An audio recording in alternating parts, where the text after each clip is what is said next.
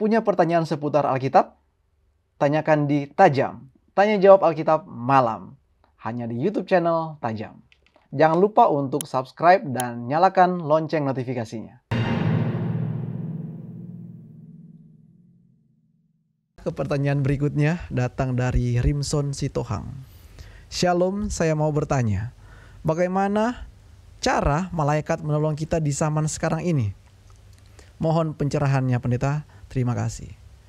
Silakan pendeta. Mungkin banyak, bisa kan beredar di internet banyak keajaiban-keajaiban itu. Apakah itu termasuk dari malaikat Tuhan yang menolong? Silakan Pak Pendeta. Ya, terima kasih. Selamat malam. Atau kalau nanti ini disiarkan ulang, ya mungkin selamat sore atau selamat siang kepada saudara Rimson Sitohang. Mudah-mudahan saya tidak salah, tapi seingat saya ini adalah saudara Rimson Sitohang yang pernah bersama-sama dengan kami di Palangkaraya. Kalau memang ini betul, shalom saudara Rimson Sitohang. Saya senang bisa menerima pertanyaan dari saudara Rimson. Shalom, puji Tuhan. Jadi pertanyaannya adalah bagaimana cara malaikat menolong kita di zaman sekarang ini. Ya, sekarang ini kita tidak bisa melihat malaikat. Mungkin ada yang pernah punya pengalaman dan mengatakan, saya yakin saya telah melihat malaikat. Tapi supaya kita tidak menerka-nerka tentang peranan malaikat, kita boleh melihat beberapa contoh di dalam Alkitab. Karena kalau kita percaya Alkitab, maka cerita-cerita tentang malaikat di dalam Alkitab tentu kita akan percaya juga. Ada banyak ceritanya. Mungkin Stephen atau Jeffrey boleh ingat cerita-cerita tentang malaikat di dalam Alkitab. Mungkin banyak. satu saja, tidak usah diceritakan, diingatkan saja tentang peristiwa apa contohnya. Keluarga Lot waktu ini malaikat datang untuk memperingatkan mereka, pendeta. Ada malaikat. Oh ya. Itu. Yang lain satu. Yang ini Paulus ya yang naik kuda. Yang mau yang dibutahkan ya? Iya, yang dibutahkan. Paulus juga ya. Itu tadi perjanjian lama dan perjanjian baru berarti ya. Iya. Bertemu ya, oke. Jadi terima kasih sudah menyebutkan satu atau dua contoh tentang peristiwa-peristiwa ajaib, dan di dalam cerita itu mungkin bisa dilihat juga peranan malaikat. Coba kita lihat beberapa ayat untuk melihat apa yang dilakukan malaikat di dalam cerita-cerita di dalam Alkitab. Kejadian 24 ayat yang ke-40 saya baca. Kejadian 24 ayat yang ke-40. Yang ke-40. Ya. Tetapi katanya kepada Tuhan, yang di hadapannya aku hidup, akan mengutus malaikatnya menyertai engkau dan akan membuat perjalananmu berhasil, sehingga engkau akan mengambil bagi anakku seorang istri dari kaumku dan dari rumah ayahku. Terima kasih. Ini adalah perkataan dari utusan Abraham, yaitu hambanya Eliezer, setelah ia tiba di rumah dari Ribka. Ada orang tuanya di sana yang bernama Betuel, kalau tidak salah. Maka dia mau untuk memperkenalkan dirinya itu siapa, lalu siapa tuannya, lalu apa dia punya misi untuk datang jauh-jauh ke Mesopotamia. Ternyata adalah untuk mencari seorang istri bagi anak tuannya, yaitu anak dari Abraham yang bernama Ishak. Lalu kemudian dia katakan, aduh bagaimana di ayat yang ke-39, Eliezer katakan kepada orang tuanya Ribka, bagaimana nanti kalau perempuan itu tidak mau mengikuti aku? Lalu kemudian ayat 40, tetapi katanya, itu maksudnya kata Abraham, tetapi katanya kepadaku, artinya kata Abraham kepada Eliezer, Tuhan yang di hadapannya aku hidup akan mengutus malaikatnya menyertai kamu dan akan membuat perjalananmu berhasil. Jadi Tuhan mengutus malaikat untuk menyertai dan membuat suatu misi atau tujuan dan perjalanan berhasil. Itu cerita di dalam Alkitab.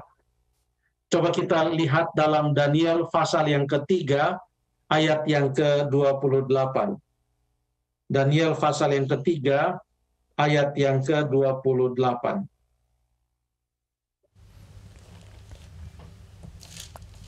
Daniel 3 ayat 28. Ya. Berkatalah Nebukadnezar, terpujilah Allahnya Sadrak, Mesak, dan Abednego. Ia telah mengutus malaikatnya dan melepaskan hamba-hambanya yang telah menaruh percaya kepadanya dan melanggar titah raja dan yang menyerahkan tubuh mereka, karena mereka tidak mau memuja dan menyembah Allah manapun kecuali Allah mereka. Ya, Allah telah mengutus malaikatnya untuk melepaskan hamba-hambanya. Dan itu terjadi juga dalam cerita Daniel. Oke, kalau ini kita katakan berkatalah Nebukadnezar. Lalu kita katakan Nebukadnezar, mana tahu dia tentang malaikat. Dia kan bukan orang Israel, dia bukan umat Tuhan, dia kan orang raja di Babylon. Kok bisa dia katakan terpujilah Allahnya Sadrak, Mesak, dan Abednego yang telah mengutus malaikatnya. Tapi coba kita lihat kesaksian dari Daniel yang adalah hamba Allah, seorang nabi Allah yang takut akan Allah. Daniel pasal yang ke-6 ayat yang ke-22. Daniel 6 ayat yang ke-22. 6 ayat 22. Oh iya. Dan 23. Daniel 6 ayat 22 dan 23. Lalu kata Daniel kepada raja, "Ya raja, kekallah hidupmu. Allahku telah mengutus malaikatnya untuk mengatupkan mulut singa-singa itu, sehingga mereka tidak mengapa-ngapakan aku. Karena ternyata aku tak bersalah di hadapannya. Tetapi juga terhadap Tuanku ya raja, aku tidak melakukan kejahatan." Terima kasih. Ini adalah kesaksian dari Daniel. Kalau tadi Nebukadnezar. Jadi Nebukadnezar bukan mengada-ada. Karena memang Daniel sendiri yang adalah hamba Allah mengatakan Allah telah mengutus malaikatnya untuk menutup atau mengatup mulut singa-singa ini. Ya. Apalagi peranan dari malaikat. Coba kita baca di dalam Wahyu pasal yang ke-22 ayat yang ke-6. Wahyu 22 ayat yang ke-6. Wahyu 22 ayatnya yang ke-6. Lalu ia berkata kepadaku, perkataan-perkataan ini tepat dan benar. Dan Tuhan, Allah yang memberi roh kepada para nabi, telah mengutus malaikatnya untuk menunjukkan kepada hamba-hambanya apa yang harus segera terjadi. Jadi malaikat juga menolong untuk menyampaikan kepada hamba-hamba Allah apa yang akan terjadi di masa yang akan datang. Tentu malaikat-malaikat itu mendapatkan perkabaran itu dari Allah, lalu mereka yang datang untuk menyampaikan. Itulah sebabnya dikatakan dalam ayat ini, ya, Allah yang memberi roh kepada nabi telah mengutus. Jadi Allah yang mengutus malaikatnya. Makanya malaikat, angelos. Angelos itu bisa juga diterjemahkan bukan hanya sebagai angel atau malaikat, tapi angelos itu pun adalah messenger atau utusan. Ya, dan ini adalah malaikat yang diutus oleh Allah. Oke. Ada banyak lagi, tetapi mungkin kita bertanya, karena pertanyaan Saudara Rimson adalah bisa tidak terjadi seperti sekarang ini? Ya. Allah yang mengetahui kebutuhan yang ada pada manusia. Dan Allah yang bisa menentukan apakah dibutuhkan malaikat untuk melakukan suatu perkara dalam suatu peristiwa tertentu. Tetapi secara umum Yesus sendiri pernah berkata tentang anak-anak. Coba kita baca ayat ini, saya minta tolong dibantu cari juga oleh Jeffrey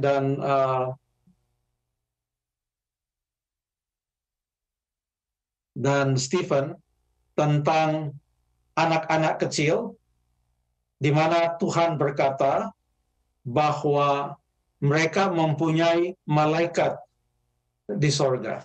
Di mana ayatnya itu ya? Baik pendeta, sambil kita juga mencari. Iya. Kalau bukan di Matius, Anak kecil. di Markus, atau mungkin kita buka dalam Matius pasal yang ke-18, ayat yang ke-10. Matius 18 ayat yang ke-10. Matius Ingatlah. 18 ayat Ya, saya baca 10. ya. Ya, tolong dibaca, tolong Stephen baca. Matius 18 ayat 10. Oke. Ingatlah, jangan menganggap rendah seorang dari anak-anak kecil ini. Karena aku berkata kepadamu, ada malaikat mereka di sorga yang selalu memandang wajah Bapakku yang di sorga. Oh iya, benar. Artinya malaikat-malaikat tetap bekerja sampai sekarang ini. Ya, malaikat-malaikat tetap bekerja sampai sekarang ini. Hanya kita tidak tahu bagaimana dan dalam peristiwa apa. Karena kita tidak tahu, we are ignorant. Kita tidak bisa mengetahui, kita punya keadaan sekeliling. Tanpa sepengetahuan kita, ternyata Allah telah melakukan banyak hal melalui malaikat-malaikatnya untuk menolong kita. Apa Jeffrey atau Stephen boleh tolong bantu cari ayat yang mengatakan bahwa malaikat-malaikat Tuhan berkemah, berpasukan, mengelilingi orang-orang yang takut akan Allah. Baik pendeta, coba kita. Boleh kita pastikan itu ada di dalam kitab Mazmur pasal yang ke-34 ayat yang ke-8. Oh iya, 34 ayatnya yang ke-8. Malaikat Tuhan berkemah di sekeliling orang-orang yang takut akan Dia, lalu meluputkan mereka. Terima kasih. Malaikat Tuhan berkemah di sekeliling orang-orang yang takut akan Dia, lalu meluputkan mereka. Allah yang akan mengutus malaikat-malaikatnya, dan Allah yang mengetahui pada saat mana dibutuhkan malaikat-malaikat itu untuk menolong. Dan kalaupun ada kesan, kok yang ini ditolong dan yang di sana tidak ditolong, yang ini diluputkan dan di sana tidak diluputkan, yang ini dilindungi dan selamat, yang di sana tidak dilindungi dan tidak selamat. Artinya dia mungkin teraniaya atau bahkan mengalami kematian. Ya, mungkin kita bisa lihat contoh yang sangat kontras, yang memberikan kontras tentang apa yang terjadi pada dua orang yang pada waktu Tuhan Yesus hidup di atas dunia ini, maka ada 3 orang yang selalu mengikuti Yesus, walaupun Yesus sering sendiri, berdoa sendiri, tapi beberapa peristiwa 3 orang ini yang selalu bersama-sama dengan Yesus. Salah satunya pada waktu Tuhan Yesus dimuliakan di atas gunung, yaitu Petrus, Yakobus, dan Yohanes. Kalau kita buka apa yang terjadi dan dicatat di dalam Kisah pasal yang ke-12.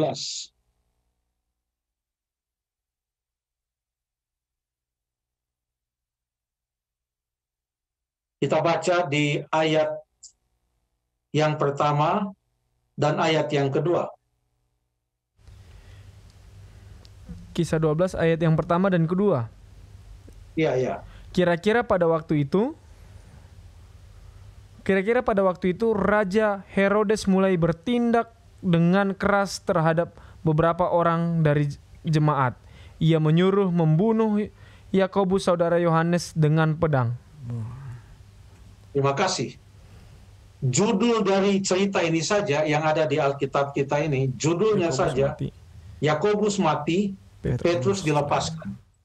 Itu saja sudah kontras. Dan kedua cerita itu ada dalam satu pasal.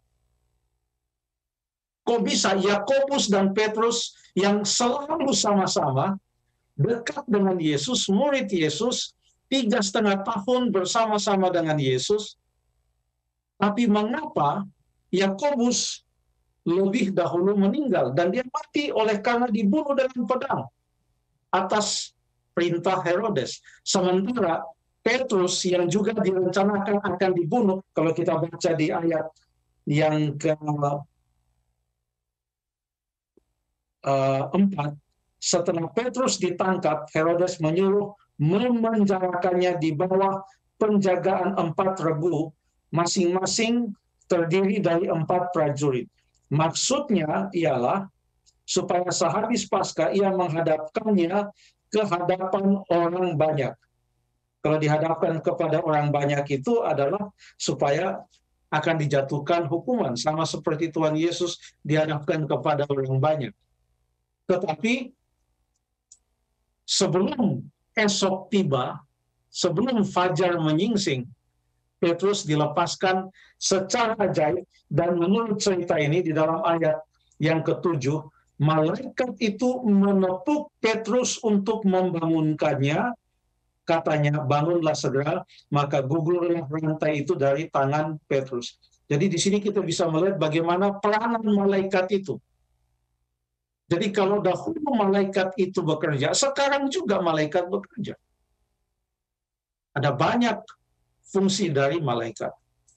Akan tetapi kalau kita melihat kenapa pada suatu peristiwa nampaknya malaikat tidak diutus untuk menjaga, sementara di peristiwa lain malaikat menjaga dan terjadi keluputan, kelepasan, maka Allah yang Maha Tahu, yang lebih mengetahui dari kita latar belakang dan lain-lainnya. Tetapi yang paling penting kita ketahui, Allah tidak pernah meninggalkan kita. Tujuan akhir dari rencana keselamatan itu adalah bukanlah hidup selama-lamanya dalam dunia yang berdosa ini.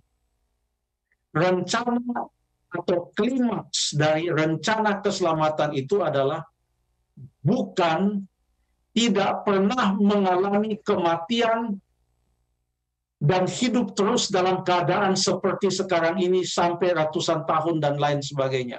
Bukan. Karena kematian seseorang yang takut akan Allah bukan menjadi suatu indikator apakah Allah melindungi dia atau tidak. Karena ada ayat yang mengatakan berharga di mata Tuhan kematian orang yang dikasihinya. Dan kita lihat contohnya di dalam Kisah Para Rasul pasal yang ke-12. Yakobus mati, Petrus dilepaskan dari penjara. Tetapi mereka semua adalah hamba-hamba Allah. Saudara Rimson, malaikat terus bekerja. Bahkan nanti kita akan melihat, saya tidak mau menggunakan kata aksi, sebab kata aksi ini sudah banyak digunakan untuk hal-hal yang lain. Kita akan melihat bagaimana pekerjaan dan peranan yang sungguh luar biasa dari malaikat-malaikat pada saat kapan? Coba kita baca di dalam Matius pasal yang ke-24,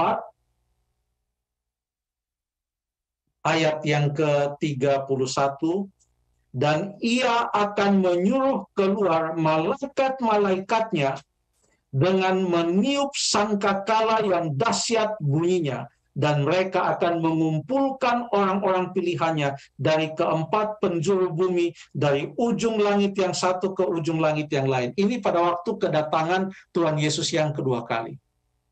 Kalau pada kedatangan Tuhan Yesus yang kedua kali dikatakan Tuhan akan menyuruh keluar malaikat-malaikatnya.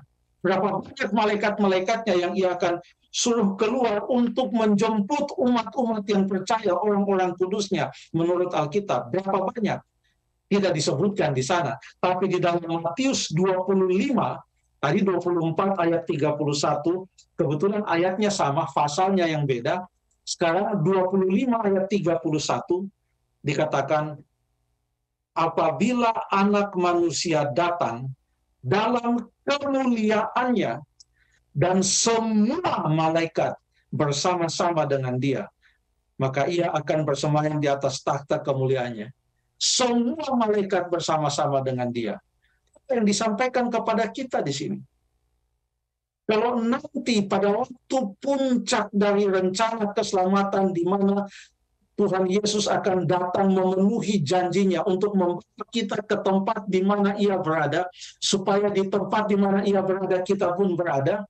Pada waktu kedatangannya itu, dan ia datang dengan malaikat-malaikatnya, kita percaya bahwa sekarang di dalam usaha dan segala sesuatu yang dilakukan Allah untuk umat-umatnya, untuk manusia, membawa mereka kepada keselamatan dalam berbagai macam cara. Dalam multi peran para malaikat itu, kita percaya malaikat-malaikat Tuhan tetap bekerja sampai sekarang ini. Terima kasih.